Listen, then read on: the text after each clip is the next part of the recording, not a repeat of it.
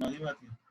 अब मैं ये बता रहा था कि सारा कुछ हो गया कि जब हम किसी 2 डायमेंशन से के अंदर 2 एट्रीब्यूट वाले में जब हम पीसी ढूंढते हैं तो बेसिकली इसमें 2 पीसी बनते हैं, दो एट्रीब्यूट हैं, 2 पीसी बनेंगे। ठीक है, मिसाल के तौर पे जो पहला पीसी है वो ये है और दूसरा पीसी जो होता है वो हमेशा वो ऑर्थोगोनल होता है पहले पीसी के ऊपर। पीसी बने दूसरा पीसी जो है वो इसके ऊपर ऑर्थोगोनल होता है, ये पीसी 2 है।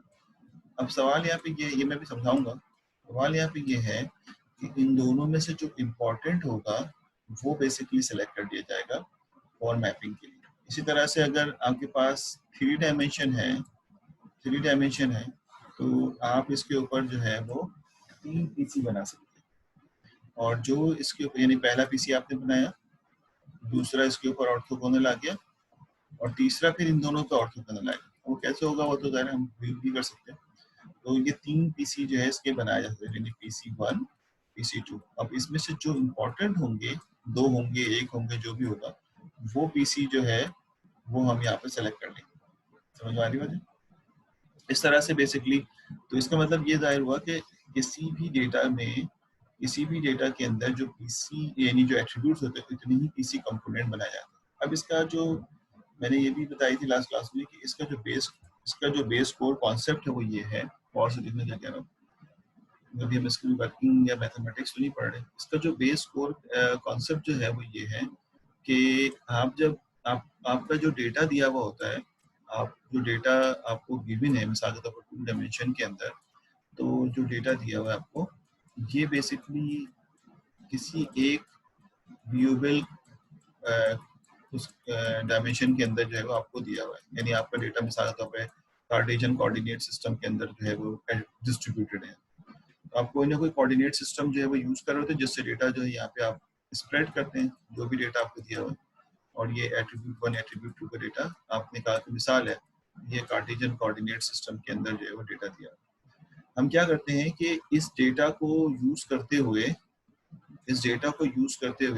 एक नया सिस्टम डिजाइन करते हैं। यानी मैं इसको हमेशा यूज इस तरह बनाता हूँ, ये आपका डेटा जो है ये एक सिस्टम के अंदर है जिसको हम इस वक्त कार्टेशियन कोऑर्डिनेट, हम इस डेटा को इस्तेमाल करते हुए एक नया सिस्टम बनाने जा रहे हैं, एक नया कोऑर्डिनेट सिस्टम बनाने जा रहे हैं। और उस कोऑर्डिनेट सिस्टम को बनाने के बाद जो कोऑर्डिनेट सिस्टम होगा उसको हम डिजाइन करने के बाद अपने डेटा उसमें मैप कर देंगे। लेकिन पहले हम वो कोऑर्डिनेट सिस्टम बनाएंगे, समझ आएगा? तो जो कोऑर्डिनेट सिस्टम हम बनाने जा रहे हैं वो प्रिंसिपल कंपोनेंट है, यानी उसको हम कहते हैं आइगन। ठीक है, आइगन स्पेसेस। यानी ये अगर कार्टेशियन स्पेस के अंदर है या ये अगर हम कहते हैं कार्टेशियन स्पेस के अंदर है, कार्टेशियन स्पेस में है अगर ये, तो अब हम बनाने जा रहे हैं इस डेटा को इस्तेमाल करते हुए एक नया स्पेस जिसको हम कहते हैं सॉरी आइगन स्पेस कहते हैं। अब ये बनेगा कैसे? ये तो अब उस आइगन स्पेस की ब्यूटी क्या होती है कि अगर इसके 2 एट्रीब्यूट हैं तो इसमें भी मिसाल के तौर पर अगर उसके 2 एट्रीब्यूट हैं तो इसमें भी दो ही हमारे पास फीचर हम कंपोनेंट जो डिजाइन करेंगे, यानी PC1 और PC2, P1 और P2। तो आप कहेंगे फायदा क्या हो जब 2 यहाँ पे भी है 2 यहाँ पे? हाँ, फायदा ये है कि बनेगा तो उतना ही जितना आपको दिया हुआ है 2, लेकिन उनमें ये जब ये बन जाएगा तो फिर जैसे मिसाल का अभी एम्प्टी है, आपने कार्टेशियन बना लिया है यानी आइगन स्पेस बना लिया है, कोऑर्डिनेट उसके बना लिए एक PC1 एक, और उसके बाद अपना डेटा जो है ये वाला डेटा इसके ऊपर मैप करने जा रहे हैं। समझ में? मैप करने से पहले, अब ये स्टेटमेंट याद रखना, मैप करने से पहले आप ये तय करते हैं कि जब जितने एट्रीब्यूट उसके थे उतने ही इसके भी आपने पीसी बना लिए आइगन स्पेस के अंदर, उतनी ही कोऑर्डिनेट। तो अब इसके अंदर इम्पोर्टेंट कौन सा डेटा है, इम्पोर्टेंट कौन से बेसिकली पीसी है? अगर ये 2 है तो 2 में से क्या दोनों इम्पोर्टेंट है या कोई एक इम्पोर्टेंट? हमने तय कर लिया कि किसी भी फॉर्मूले से किसी भी टेक्निक से कि एक इसके अंदर 2 में से एक इम्पोर्टेंट है, तो फिर जो एक इम्पोर्टेंट है वो कौन सा होगा? PC1 होगा, PC2, ये भी हम पढ़ लेंगे। ठीक है, तो जो नॉर्मली PC1 होता है वो PC1 जो आप बनाते हैं वो ज्यादा इम्पोर्टेंट होता है। तो आपने कहा PC1 कैसे होता है वो तो भी हम अभी थोड़ी देर में पढ़ लेंगे। तो PC1 तो आप कहेंगे कि जो हमारा सिस्टम बना है उसमें PC2 एग्जिस्ट नहीं करता, हमने उसमें से इसको रिमूव कर दिया है और जो सिर्फ PC1 है ये हमारे पास इसके अंदर एग्जिस्ट करेगा। और ये जो PC1 के यानी एक डायमेंशन के अंदर हमने इसको डिजाइन किया है, अब हमारा डेटा जाके इसके ऊपर मैप हो जाएगा। जैसे अभी थोड़ी देर पहले हमने मैप कर रहा था, डेटा जब इसके अंदर मैप कराऊंगा बेसिकली वो इस तरह मैप होके आ जाएगा कि एक डेटा यहाँ आ जाएगा और ये बेसिकली अब सवाल ये इसके ऊपर मैपिंग इस तरह शुरू हो जाएगी। और ये जो PC हमने बनाया है इस पर मैपिंग कर रहे हैं, इसकी वजह से इसकी किसी भी कैलकुलेशन के अंदर कोई चेंजेस नहीं आएंगे। अगर आप एक्यूरेसी निकालना चाहते हैं, कन्फ्यूजन मैट्रिक्स निकालना चाहते हैं, तो इसके अंदर कोई चेंजेस जो है वो नहीं आएगी। और आप अब इसके लेकिन इसके ना सवाल बहुत सारे पैदा होते हैं। नंबर 1 कि हम इस स्पेस सिस्टम से दूसरे स्पेस सिस्टम में कैसे जाएंगे, एक बात। और जब दूसरे स्पेस सिस्टम में जाएंगे तो उसके अंदर भी उतने ही कोऑर्डिनेट्स होंगे जितने पहले में थे, सही है, तो बात तय होगी। लेकिन हम उसमें से उसको रिमूव कैसे करेंगे, इस तरह से कहेंगे कि इस वाले PC को हमें रिमूव करना है। और अगर मिसाल के तौर इस वाले सिस्टम को हम यूँ देखें कि अगर आपके पास कोई यानी आपके पास कोई सिस्टम है जिसमें आपके पास 9000 कोऑर्डिनेट हैं, यानी आपके पास कोई 9000 कोऑर्डिनेट एग्जिस्ट करते हैं, जैसे थोड़ी देर पहले मैंने कहा था। तो अगर आपके पास 9000 कोऑर्डिनेट्स एग्जिस्ट करते हैं तो आपने इसको आइगन स्पेस में जब लेके जाएंगे इसको, तो आइगन स्पेस में भी आपके पास जो PCs बनेंगे, वो जो PCs होंगे वो कितने होंगे आपके पास, वो भी 9000 ही होंगे। अब आपने कहा कि मेरे पास अपने नॉर्मल सिस्टम जिसको हम कार्टेशियन स्पेस कह रहे हैं, CS कह रहे हैं, इसको अगर हम आइगन स्पेस में लेके जाते हैं, ये सब अभी हम सीख लेंगे। तो आइगन स्पेस में भी 9000 जो है वो कोऑर्डिनेट ही होंगे, PC1 PC2। अब उस 9000 में से कितने और कौन से इंपॉर्टेंट है ये कैसे पता चलेगा। मिसाल के तौर पर मैंने अभी थोड़ी देर पहले कहा था कि 9000 में से आप सिर्फ 100, मिसाल दे रहा हूँ, सिर्फ 100 जो है वो पिक कर लें और आपका सिस्टम जो है वो 100 कोऑर्डिनेट पर कन्वर्ट, तो फिर आपके जो यहाँ पे डेटा डिस्ट्रीब्यूट होगा, डेटा 9000 के ऊपर डिस्ट्रीब्यूटेड था, वो अब जाके 100 के ऊपर मैप कर जाएगा। लेकिन सवाल ये है कि ठीक है मैप तो कर जाएगा, लेकिन हम इसमें से कौन से 100 को पिक करेंगे, कैसे पिक करेंगे, ये हमारा क्वेश्चन है। तो जो प्रॉब्लम है वो क्या है कि मतलब ये मैंने आपको व्यू करके बताया कि प्रॉब्लम ये है कि हमारे पास जो कोऑर्डिनेट सिस्टम है, उस कोऑर्डिनेट सिस्टम से हम एक नया स्पेस यानी एक नया कोऑर्डिनेट सिस्टम बनाने जा रहे हैं और उसको हम आइगन स्पेस कह रहे हैं। Eigen space is a collection of principal component. दोबारा बताऊं, eigen space is a component of principal component, यानी जो इसकी एंटिटीज हैं वो प्रिंसिपल कंपोनेंट्स हैं और नहीं होंगे जितने इसके एट्रीब्यूट्स होंगे। Number 1, how to basically convert our normal coordinate system into the new space, कैसे कन्वर्ट होगा, तो we will use the principal component analysis, हम इसके बेसिस पे प्रिंसिपल कंपोनेंट एनालिसिस यूज करेंगे, ठीक है। एक बात, दूसरी बात ये है कि हाउ टू बेसिकली पिक, अगर इसके अंदर 2 एट्रीब्यूट है तो आपके इस स्पेस में 2 एट्रीब्यूट है। पहला सवाल तो ये हो गया हाउ टू डू इट, पहले ये तो है कि करो तो पहले उसको, ये कर लोगे ये स्पेस बन जाएगा। तो देन बिफोर मैपिंग, यानी डेटा को इस पे मैप करने से पहले we will select the most important component, इसमें से मोस्ट इम्पॉर्टेंट कंपोनेंट जो है सेलेक्ट करना है, कौन से जो है इम्पोर्टेंट, एक लेंगे, 2 लेंगे या सारे ले लेंगे, तो फिर आप मोस्ट इम्पॉर्टेंट कंपोनेंट सेलेक्ट करना है। तो वो क्या मेथड है, तो उस मेथड को हम देखेंगे कि कौन कितने कंपोनेंट इसके अंदर जो है वो सेलेक्ट करना है। अगर एक कंपोनेंट सेलेक्ट करना है तो फिर उसके बाद उसको सेलेक्ट करके डेटा इसके ऊपर मैप करा दिया।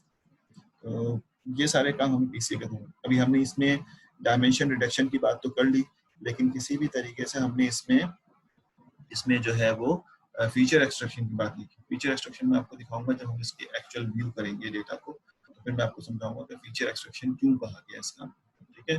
यहाँ तक की बात मेरे ख्याल से समझ आ गई। This is a basic introduction. और भी बहुत सारी बातें कर सकता हूँ लेकिन टाइम हमारा बहुत शॉर्ट है और मुझे आगे भी काफ़ी काम करवाना है, इस वजह से मैंने इसको थोड़ा और समेट दिया, वरना इसमें और भी बहुत सारे इसका व्यू देख सकते हैं और बहुत सारी चीज़ें जो है वो फाइंड आउट कर सकते हैं। क्योंकि हमें कैलकुलेशन की तरफ जाना है तो मैं समझता हूँ कि हम इसको आगे की तरफ बढ़ते हैं। हाउ टू फाइंड द 2 बुनियादी असूल हैं PCA को निकालने के, और वो है एक कोवेरिएंस मैट्रिक्स है और एक आइगन वैल्यूज कैलकुलेशन है जिसको हम सिंगुलर वैल्यू डिकम्पोजिशन के थ्रू निकालते हैं। इन दोनों को कैसे देखते हैं, मैं फैजान का सवाल देख लूँ फिर मैं आगे बढ़ता हूँ। इसमें यानी आप पहले बता देते हैं कि कौन सा PC इम्पोर्टेंट है, पहले से नहीं, जब हम जब ड्रॉ करते हैं यानी जब हम नया कोऑर्डिनेट सिस्टम बनाते हैं उसमें हमें, क्योंकि मैथमेटिक्स में हम खुद अपने हाथ में हमारे पास है तो हमें पता होता है कि कौन सा पीसीए जो है वो इम्पोर्टेंट है, कौन सा पीसीए इम्पोर्टेंट नहीं है। वो बेसिकली हम जो इम्पोर्टेंट पीसी होता है उसको हम पिक कर लेते हैं, वो हमें अभी थोड़ी देर में पता चल जाएगा। नॉर्मली हम जैसे मैं कह रहा हूँ कि पहला पीसी जो है वो इम्पोर्टेंट है, लेकिन क्यों इम्पोर्टेंट है, कोड में कैसे पता चलेगा, ये भी हम देखेंगे। ठीक है, इसकी बहुत सारी स्लाइड्स मैंने पढ़ा दी, ज़्यादा इसकी हमें ज़रूरत नहीं पड़ेगी। मिसाल के तौर पे इसने कहा कि 2D से 1D में कन्वर्ट करना चाहते हैं, मैंने ये डायग्राम भी डिस्कस कर ली है, और इसके अलावा स्पेस के बेसिस पे कर लिया कि ये जो ब्लैक डेटा है, ये दो किसी पायलट को रिकग्नाइज करने के लिए कि वो अच्छा है बुरा है जो भी है, उसकी बेसिकली दो इसके एट्रीब्यूट्स हैं। We can basically merge these two attributes and draw a single PC जो ग्रीन लाइन में, और we can basically manage the single attribute for the maintaining the recognition of the pilot skills और जो भी। ठीक है, तो अभी तक ये नहीं पढ़ा कि कैसे होगा, इसीलिए पढ़ रहे हैं कि हो सकता है। सिमिलरली हम यहाँ पे बेसिकली कोई बात बताइए कि 2 डायमेंशन का डेटा हम सिंगल डायमेंशन में मैप करा देते हैं। इसी तरह से 3 डायमेंशन का डेटा जो हमें नजर आ रहा है उसको 2 डायमेंशन के अंदर हम मैप करा देते हैं, Z1 Z2 का नाम दे दिया। तो अब होता क्या है, हम यहाँ पे मैं इसलिए इसको आइगन स्पेस की मैंने बात की है। होता क्या है कि अगर हमारे एक्चुअल डेटा के अंदर 3 एट्रीब्यूट्स दिए हुए हैं, तो हम अपने नए स्पेस में नया स्पेस जो हम बनाने उसमें भी तीन ही कोऑर्डिनेट होंगे, लेकिन हम उसमें से 2 सेलेक्ट कर रहे हैं जो मोस्ट इम्पोर्टेंट है। तो ये भी हमारे लिए एब्स्ट्रैक्ट कैसे पता चलता है कि मोस्ट इम्पोर्टेंट कौन सा है। तो ये 2 मोस्ट इम्पोर्टेंट है, तो दिखाया इस तरह जाता है कि if you are going to reduce the basically coordinate, तो हम इसको इस तरह देख रहे हैं। ठीक है, समटाइम 1000 डायमेंशन से 100 डायमेंशन में भी कन्वर्ट किया जाता है, ये सारे काम इसके अंदर जो है हम करते हैं। ठीक है, ये एक मोटिवेशन है जो बेसिकली हम करते हैं। अब आइए आगे, इन्होंने फिर दोबारा से मोटिवेशन एंड विजुअलाइजेशन की बात की। मतलब सारा वही जो एंट्री एंड की स्लाइड्स है उसी को हम यहाँ पे देख रहे हैं, और उसके अंदर बेसिकली थोड़ा सा मैंने अपना मटेरियल भी इसका मैं आपको शो करूँगा। फिर उसके बाद ये इन्होंने कहा है कि किसी भी कंट्री का जीडीपी यानी जो उसकी वर्थ है वो इसकी इन चीज़ों पर डिपेंड करती है। वो कहता है कि जीडीपी है पर कैपिटल, जीडीपी है, ह्यूमन डेवलपमेंट है, और इस तरह के डिफरेंट डॉट डॉट करके इसमें लगाते हैं। तो इसको इसने विजुलाइज किया है, तो वो कहता है कि मिसाल के तौर पे ये जो हमारा डेटा विजुलाइजेशन है, इसमें सबसे यानी अगर इसको मैं विजुलाइज करूँ, इसको इस सब देखूँ, तो इसमें सिंगापुर की जो वर्थ है वो सबसे ज़्यादा है। इसमें नज़र नहीं आ रहा, लेकिन जब ड्रॉ करूँगा तो हमें नज़र आएगा। और ये कितने डायमेंशन के ऊपर है, हो सकता है कि उसने कहा कि 50 डायमेंशन हो सकता है, हमारी फील्ड नहीं था हमें इस पर। मेरा कंट्री है और उसके बाद उसकी वर्थ जो है वो ये सारी चीज़ें यहाँ पर बता रही है, और हो सकता है कि ये 50 डायमेंशन हो। ठीक है, और कहते हैं कि हम इस 50 डायमेंशन को 2 डायमेंशन में कन्वर्ट करना चाहते हैं। ये 50 डायमेंशन जो है ये इसी तरह से 2 डायमेंशन के अंदर कन्वर्ट होता है। तो आप कहेंगे अच्छा कि 50 इस डायमेंशन के स्पेस के अंदर है, तो आप एक नया स्पेस डिजाइन करेंगे पीसीए के, तो एक बेसिक कॉन्सेप्ट आप बात कर सकते हैं इस बारे में। कैसे करेंगे अभी तक नहीं पता, लेकिन ये कह सकते हैं कि इस 50 डायमेंशन के डेटा को आप एक नया डायमेंशन बनाएंगे, उसके अंदर भी 50 ही कोऑर्डिनेट्स होंगे, और उसको हम कहेंगे PC1, principal component 1, principal component 2, principal component 3 and so on to principal component 50। उसमें से जो फर्स्ट 2 मोस्ट इंपॉर्टेंट कंपोनेंट्स होंगे वो आप पिक कर लेंगे। ठीक है, तो अब इस पूरे जुमले में मैं बार बार रिपीट कर रहा हूँ कि 2 चीजें एब्स्ट्रैक्ट हैं। How to make the new space, सबसे पहली बात। दूसरा, how we will basically know that कि कौन से 2 इंपॉर्टेंट कंपोनेंट। ठीक है, तो ये बात अभी मान लें, लेकिन हम 2 है उसमें से जो 2 हम मोस्ट इंपॉर्टेंट कंपोनेंट पिक करेंगे, उसके ऊपर जाके सारा डेटा मैप करा देंगे। जो एक्चुअल डेटा हमें दिया हुआ है सारा उसमें मैप करा। उसने कहा कि देखो हमारे पास ये डेटा दिया हुआ है और हमने 2 कंपोनेंट जो है वो पिक कर लिए Z1 Z2 के नाम से। होंगे तो 50 component Z1 Z2 Z3 Z4 लेकिन हमने 2 मोस्ट इंपॉर्टेंट कंपोनेंट जो है वो पिक कर लिए और सारा डेटा उसके ऊपर मैप करा दिया। तो यकीनन डेटा चेंज, हमें ऐसा लगता था कि हम कोई से 2 इसमें से पिक कर लेंगे, ऐसा नहीं होता, बल्कि हम पहले नया कोऑर्डिनेट सिस्टम बनाते हैं जिसको हम आइगन स्पेस कहते हैं, और उसमें जाके डेटा को मैप करते हैं। जब उसमें मैप करते हैं तो डेटा चेंज हो जाता है। लेकिन डेटा के अंदर जो बॉन्डिंग है, जो रिलेशनशिप है, वो चेंज नहीं होती, तो रिजल्ट्स में चेंज नहीं आता। हमने 2 में कट, हो सकता है कि इसने 50 से 2 में जो कन्वर्ट किया है, ये इसने सिर्फ 2 कंपोनेंट लिए हैं, तो सकता है रिजल्ट यहाँ पे खराब हो जाए। तो आप ये 3 ले लें, 4 ले लें, 5 ले लें, ताकि रिजल्ट थोड़ा इम्प्रूव।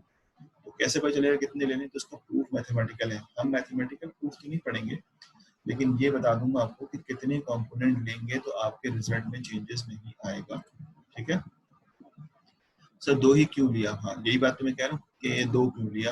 बेसिकली मैं आपको यहाँ पे पहले ही वाली बात का आंसर, सेकंड वाली बात का आंसर दे देता हूँ कि जब आप, ये बात तो क्लियर है ना कि हमारे पास अगर 50 कंपोनेंट्स हैं, अगर ये आपका सवाल है 2 ही क्यों लिया, मैं बता देता हूँ उसका आंसर भी। इसका मैथमेटिकल प्रूफ है, वो प्रूफ हम नहीं पढ़ेंगे, फिर हमें टाइम भी नहीं है, और प्लस ये कि फिर आप काफ़ी मुश्किल पड़ जाएंगी, तो इसलिए मैं इसकी मैथमेटिक्स की प्रूफ नहीं करवाऊंगा, बता देता हूँ कि आपके पास अगर 50 एट्रीब्यूट्स हैं, तो आपके पास आइगन स्पेस के अंदर भी 50 पीसी कंपोनेंट होंगे। ये तो समझ में आती है सबको, जब हम इसको डिजाइन करेंगे तो आपको नजर आएगा 50 ही कंपोनेंट्स है वो आपको आइगन स्पेस में जो है वो नजर आएगा। ठीक है, अब सवाल ये है कि कितने लेंगे। तो नॉर्मली ये प्रैक्टिस में है, यानी लोगों ने, क्योंकि 1800 सेंचुरी में जो है पीसीए बनाया गया था, तो अब तक तो काफी मिच्योर हो चुका है, लेकिन अभी भी इस्तेमाल हो रहा है मिच्योरनेस।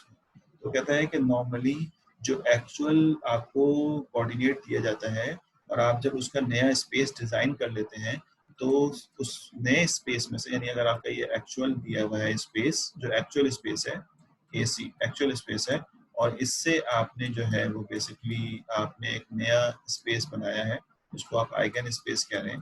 ठीक है, ये एक्चुअल स्पेस है, और आपने एक नया, इसके अंदर भी 50 ही कोऑर्डिनेट होंगे। तो वो ये कहता है कि जब हम नया कोऑर्डिनेट बनाते हैं पीसीए के तहत, तो सिर्फ 5 से, और सुनना, 5% से 5% से 10% तक का जो पीसीए होता है वो इम्पोर्टेंट होता है। ठीक है, यानी अगर 50 है तो 50 का 5% कितने कंपोनेंट हो जाएंगे, यानी अगर मेरे पास से 50 है, तो अगर मैं उसका 10% निकालूं, या 5 भी छोड़ दो, अगर 10%, 50 का 10% निकालूं तो कितना बनेगा मेरे ख्याल है, बताओ? 100 का 10% कितना होता है? 10 ही होगा ना। तो 50 का 10% कितना होगा? 5 होगा। तो इसका मतलब ये हुआ कि जब मैं उसको कन्वर्ट करूंगा, तो सिर्फ 5, अगर मैं इसकी मैक्सिमम वैल्यू पे जा रहा हूँ, यानी उसने कहा कि जो नया आप स्पेस बनाते हैं, इस नए स्पेस में जितने पीसी बनते हैं आपको, उसमें से 5 से 10% जो है वो सिर्फ इम्पोर्टेंट होते हैं, बाकी सब रिटेंडेंट या बेसिकली यूजलेस होते हैं। तो वो 5 से 10% जो है वो आप पिक कर लें वहां से। तो अगर हमारे पास 50 एट्रीब्यूट्स हैं और इसके पीसी 50 बने हैं, तो उसका 10% अगर मैक्सिमम भी निकालें तो कितने हो जाएंगे? 5 को।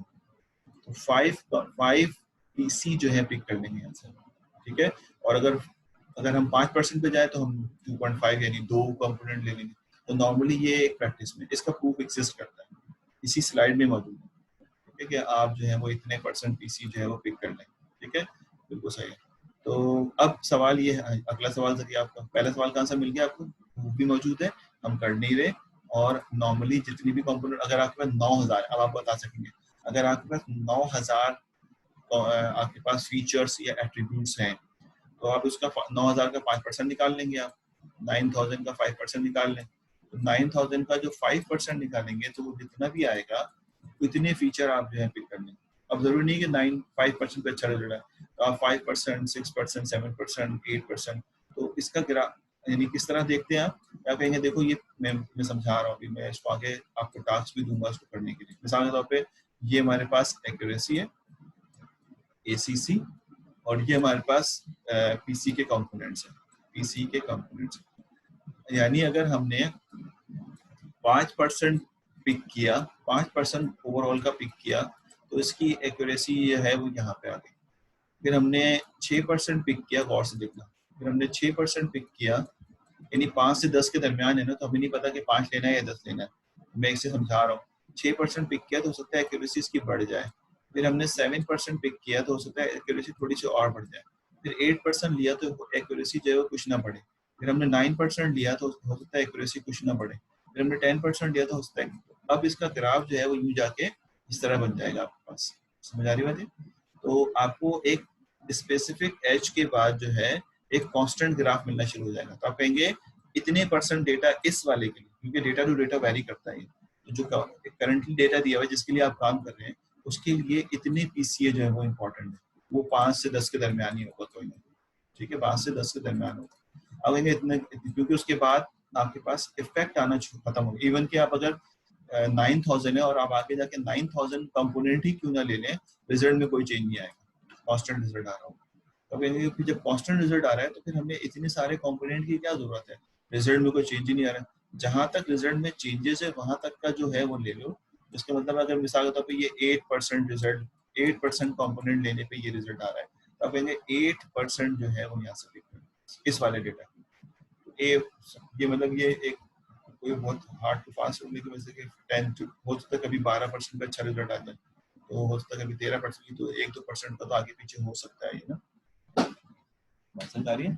तो ये चीजें तो हो सकती हैं, लेकिन ये अब अगला सवाल ये है अगला सवाल ये है कि हम कौन से कंपोनेंट लेंगे, ये मैं अभी आगे जाके बताऊंगा। थोड़ा सा इंतजार कर लो, कौन से कंपोनेंट पिक करेंगे ये मैं भी थोड़ी देर बताऊंगा। ठीक है, ये समझ में आ गया कि हमारे पास ये तो हमने अभी सिर्फ कॉन्सेप्ट डेवलप किया, मैंने मोटिवेशन डेवलप की, जो वो बार बार कह रहा है, एक आइडिया डेवलप किया। इसने बेसिकली स्पेस की डिस्कशन नहीं की।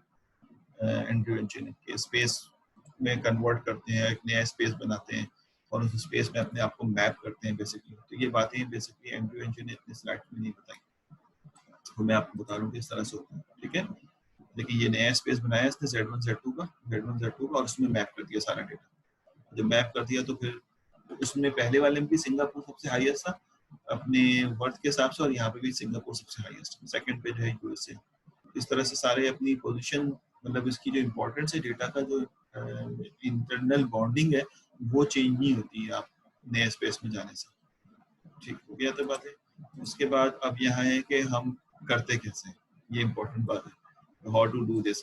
हम बेसिकली इसके पीछे क्या देख रहे होते हैं, कैसे करते हैं। ठीक है, तो अब हम इस काम को करेंगे कि मेरे ख्याल है यहाँ पे लिखा principal component analysis problem formulation. अब हम इस प्रॉब्लम को बेसिकली फॉर्मुलेट करेंगे, उसके बाद इसका एल्गोरिथम डिजाइन करेंगे और फिर ये हमारा टास्क जो है ऑलमोस्ट खत्म हो जाएगा। फिर हम इसके मजीद फर्दर क्वेश्चंस वगैरह जो वो डिस्कशन में लेके आएंगे। ठीक है, अच्छा नजर कैसे आता है हमें। अच्छा मिसाल के तौर पे हम अगर अभी अब आप ये समझना कि अगर हम अभी देखते हैं कि यकीनन अगर हमारे पास 2 एट्रीब्यूट्स हैं, डेटा अगर 2 एट्रीब्यूट्स पे दिया हुआ है इनिशियली, तो हम बेसिकली अपने नए स्पेस में 2 ही पीसी कंपोनेंट बनाएंगे, लेकिन दोनों एक साथ नहीं बनते। पहले पहला बनता है और फिर पहले के बेसिस पे दूसरा बना जाता है और दूसरे के बेसिस पे तीसरा बनाया जाता है, 2 के बेसिस पे। और हर पीसी कंपोनेंट जो है वो एक दूसरे के ऊपर ऑर्थोगोनल। ऑर्थोगोनल का मतलब होता है 2 बातें होती हैं। ऑर्थोगोनल का मतलब, ऑर्थोगोनल का मतलब होता है कि एक दूसरे से इंडिपेंडेंट होते हैं, एक पीसी दूसरे पीसी पे डिपेंड नहीं करता, ऑर्थोगोनल, और 90 का एंगल बनाता है। तो दिस इज कॉल्ड बेसिक। यानी अगर मैं कोई यहाँ पर इसका 2 एट्रीब्यूट दिए हुए हैं और इसके लिए कोई नया 2 स्पेस बना रहा हूँ, मिसाल के तौर पे पहला स्पेस, इससे मैं दो नया स्पेस बना रहा हूँ और पहला वेक्टर जो है वो ये बना है जिसको मैं PC1 कह रहा हूँ। ठीक है, नया स्पेस में 2 ही बनेंगे, पहला पहले बनेगा और दूसरा जो बनेगा वो इसके ऊपर ऑर्थोगोनल होगा। लास्ट में ऑर्थोगोनल होगा तो 90 का एंगल होना चाहिए, 90 का एंगल। तीसरा जो होगा वो इन दोनों पे 90 का एंगल। इन दोनों पे 90 का एंगल बहुत तरीकों से आप जरा सोचें, कमरे के ऊपर आपने 2 हॉरिजॉन्टल वर्टिकल बनाए, तो उसके बाद 90 का एंगल ऊपर की तरफ भी हो सकता है, सामने की तरफ भी हो सकता है, इसके सामने की तरफ, पीछे की तरफ भी हो सकता है। तो तीसरा जो होगा अगर 3 होते तो 90 का एंगल बना लें। तो हर दफा ये होता है कि दोनों एक साथ नहीं बनेंगे, पहले पहला बनेगा, फिर दूसरा बनेगा, फिर तीसरा बनेगा और वो एक दूसरे के ऊपर ऑर्थो बनेगा। समझ आ रही बात? तो इस बेसिस पे ये काम कर रहा हूँ। अब हम यहाँ पे 2 डायमेंशन को पिक करेंगे और उसमें पहला पीसी ढूंढेंगे कैसे बनना है, फर्स्ट पीसी कैसे बनाया जाएगा, ताकि हमें समझ आए कि फर्स्ट पीसी जो है वो इस तरह डिजाइन किया जाए। तो देखो होता क्या है, पीसी बनता कैसे है, पीसी बनेगा कैसे। ठीक है, तो कहता है कि जो पीसी हम बनाते हैं, मैं अभी सब थ्योरेटिकल बता रहा हूँ, मैथमेटिकल कैलकुलेशन नहीं बना रहा। तो कहता है जो पीसी हम बनाते हैं, जो इसने यहाँ पे डायग्राम दिए, मैं इसी डायग्राम को फॉलो करता हूँ। ताकि हमें नई डायग्राम ना बनानी पड़े। ये कर देते हैं इसको, इसकी एक कॉपी बनाते हैं और उस कॉपी को नीचे पेस्ट कर देते हैं और इसकी इस कॉपी में जो इसने लिखा है उसको भी दिखा देते हैं।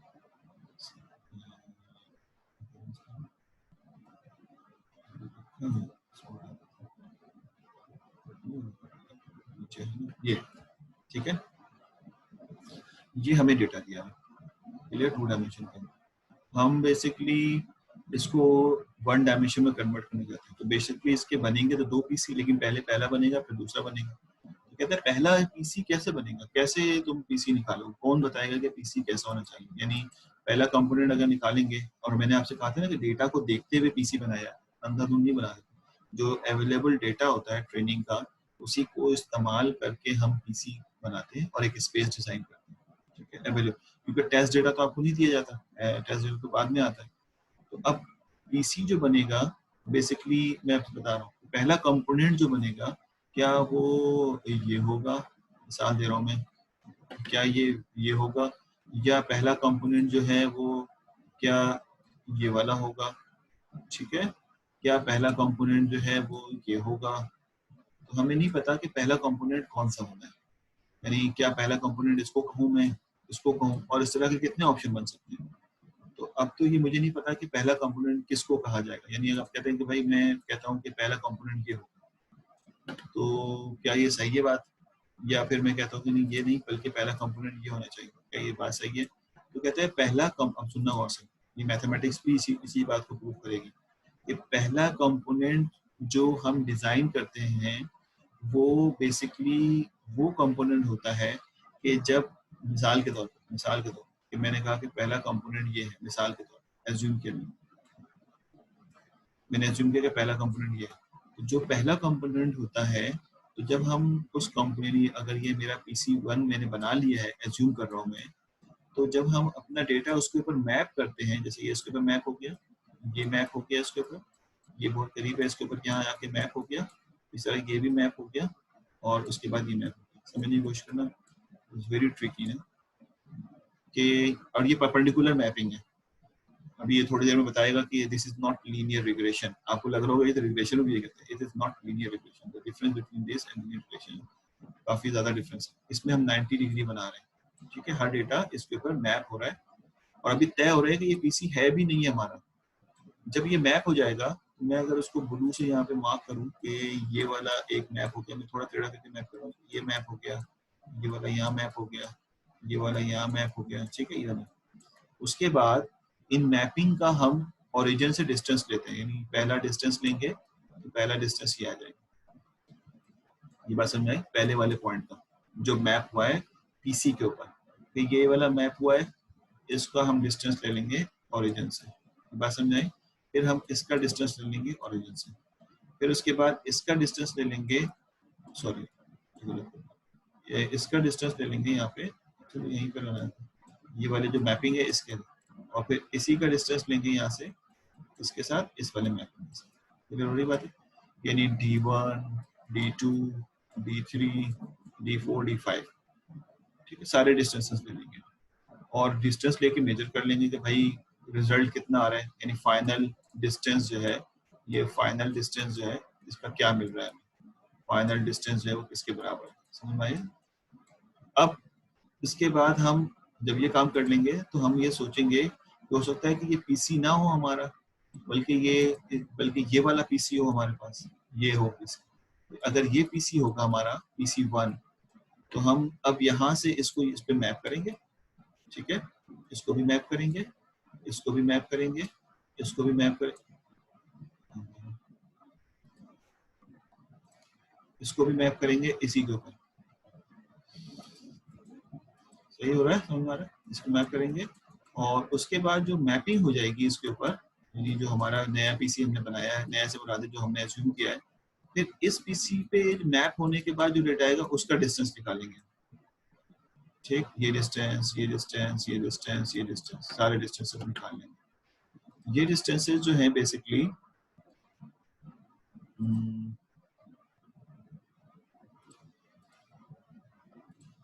ये डिस्टेंस निकालेंगे सारे दोबारा से, जो पहले वाला डिस्टेंस आया था जिसको मैंने कहा था डी पी फर्स्ट ट्राई और फिर डी पी सेकेंड ट्राई जो हम अब कर रहे हैं, तो जिसका डिस्टेंस अब और सुनना, जो पीसी बनता है, फाइनल पीसी जो बनता है, मैं सवाल देख लूं फिर से देखो, मतलब कि मुख्तलिफ पीसी पे डेटा मैप करके डिस्टेंस निकालेंगे जी। अब वो मुख्तलिफ कितने होंगे, ये पीसी वन ही ढूंढ रहे हैं अभी, पीसी टू नहीं ढूंढ रहे, कौन सा पहला पीसी होगा वही ढूंढ रहे हैं अभी।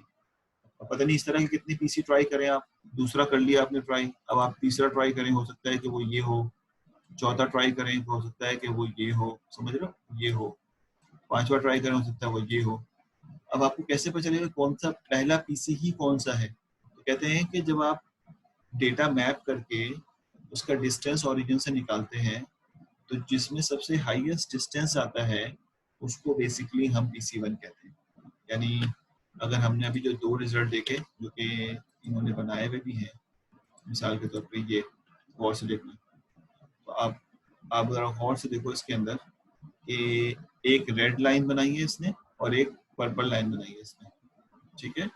अगर ये दोनों लाइनें PC1 ढूंढने के लिए बनाई है, PC2 भी ढूंढ ही नहीं रहे, पहले PC1 कह रहे मैंने अज्यूम किया कि रेड लाइन होगी, तो रेड लाइन होगी तो उसको हम यहाँ पे मैप कर देंगे, ग्रीन जो मैप हो रहा है ये डेटा यहाँ मैप होगा, ये यहाँ मैप होगा, ये यहाँ मैप हो जाएगा। उसके बाद इसका ओरिजिन से डिस्टेंस निकाल लेंगे, ठीक है, सबका ओरिजिन से डिस्टेंस निकाल लेंगे, क्लियर है बात है। और अगर कोई कहता है कि पर्पल लाइन वाला हमारे पास पीसी होगा, तो हम अब डेटा को इसके ऊपर मैप कर लेंगे और फिर ओरिजिन से डिस्टेंस। आपको नजर आ रहा है कि अगर हम रेड लाइन वाले को डिस्टेंस निकालेंगे और पर्पल लाइन पे मैप होने के बाद डिस्टेंस निकालेंगे तो किसका डिस्टेंस ज्यादा होगा?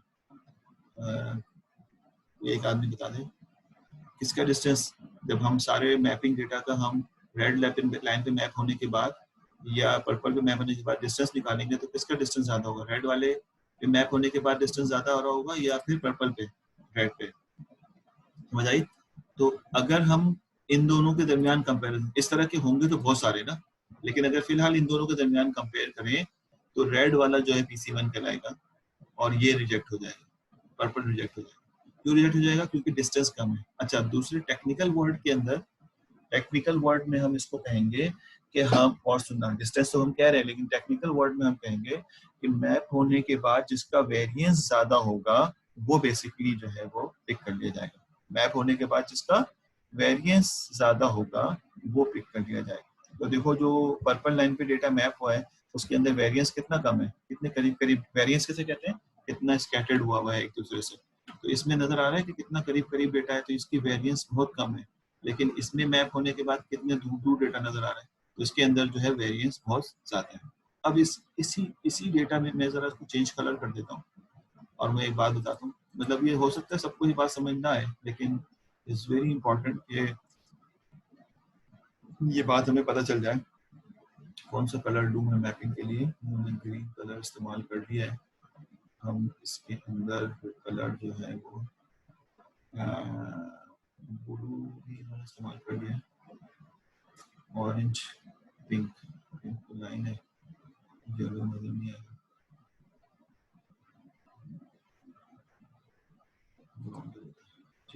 सवाल पूछा, चलो येलो नजर नहीं आएगा बेटा। अच्छा देखो मैं इसको ना, इसको मैं ग्राउंड कर देता हूँ मैपिंग वाले को, ये कर दूँ, ठीक है, ये मैंने कर दिया, जरूरी बात है। अब सवाल क्या पूछे देखो, और इस वाले को मैं कर देता हूँ रेड के ऊपर जो हो रहा है उसको डार्क ग्रीन कर देता हूँ, लाइट ग्रीन में नजर थोड़ा कम आ रहा है, मैं इसको डार्क ग्रीन कर देता हूँ, इस पे जो मैपिंग हो रही है, ठीक है। अब जरा गौर से देखो, इम्पोर्टेंट जो जरिए सवाल आगे पूछ रहे थे या आप लोगों को कंफ्यूजन होगी ना होने के लिए, मैंने क्या कहा, पीसी वो होगा जिसके ऊपर डिस्टेंस, जो मैथमेटिकल बेस पे बात क्या हो रही है कि जो कि बेसिकली ज्यादा डिस्टेंस रखेगा ओरिजिन से, ओवरऑल सबका समीशन करके, या जिसके अंदर वेरिएंस ज्यादा होगा, ठीक है, इज वेरी इंपॉर्टेंट। इसके अंदर डिस्टेंस ज्यादा है, रेड लाइन को पीसी कहें तो, एज कम्पेयर टू उसको PC1 कहें तो, ठीक है। और दूसरी बात आप जरा इंटरेस्टिंग देखें कि जो जिसके अंदर वेरिएंस ज्यादा है, अच्छा ये जो हमारे पास डेटा दिया हुआ है ना, जो ऊपर हमें नजर आ रहा था, ये दो डिफरेंट कैटेगरी का डेटा है, ये 3 डेटा एक कैटेगरी का, एक क्लास का, और ये दो डेटा एक क्लास का। समझ रहे थे? अब हमने अपने डायमेंशन को कम कर रहे हैं, हम हो सकता है एक ही डायमेंशन पे काम करें। तो अगर हम ये वाला पर्पल वाला अगर पीसी ले लेंगे, तो जो डेटा यहाँ पर हमें इसके ऊपर मैप होके मिला है, उसके अंदर जो डिफरेंशिएशन थी क्लासेस की, वो मिक्स हो गई है, नजर नहीं आ रही कि कौन सा किस क्लास में, ये सारा एक ही क्लास के अंदर जो है वो ऐसा लग रहा है मैच हो गया। और अगर हम रेड वाला पिक करें जिसमें वेरिएंस ज्यादा है, तो वो अभी भी स्टिल अलग अलग क्लासेस दूर दूर है। ये अलग क्लास का डेटा है, मैं इसको काउंट में कहूंगा ये अलग, मैपिंग के बाद ये अलग क्लास का डेटा है, और मैपिंग के बाद ये वाला जो है वो अलग क्लास का डेटा है। समझ आई बात है? तो जब हम पीसी को इस्तेमाल करते हैं और जो इम्पोर्टेंट कंपोनेंट लेते हैं, तो उसके अंदर बेसिकली वेरिएंस बहुत ज़्यादा होता है। ये इनहेंस वेरिएंस करके हमें डेटा आउटपुट के तौर पे देता है। और जो इनहेंस आउटपुट है, तो साइंटिस्ट ने ये देखा, मशीन लर्नर ने ये देखा कि अगर हम इसको PC1 कहेंगे तो इसके अंदर वेरिएंस नहीं है और डेटा जो है वो स्कैटर्ड नहीं हुआ और मिक्स हो गया बल्कि, और हम इसमें डिस्टिंग्विश नहीं, कोई टेस्ट डेटा आएगा ना अगर मैच होने के लिए इसके अंदर, जब हम इसको पिक कर लेंगे पहला पीसी, तो जब इसमें मैच होना तो बड़ा डिफिकल्टी होगी, तो सब एक ही क्लास के अंदर बाउंड्री बनाना बहुत मुश्किल होगा। लेकिन अगर इसमें देखें तो इसके अंदर फीचर अलग अलग है भी हैं, मैपिंग के बाद भी फीचर अलग अलग है, ये अलग है, ये अलग। तो इसलिए हम कहते हैं इसकी वेरिएंस बढ़ गई है। और ये अगर PC1 तय हो जाता है, तो इसने बेसिकली फीचर को बिल्कुल अलग अलग कर दिया है।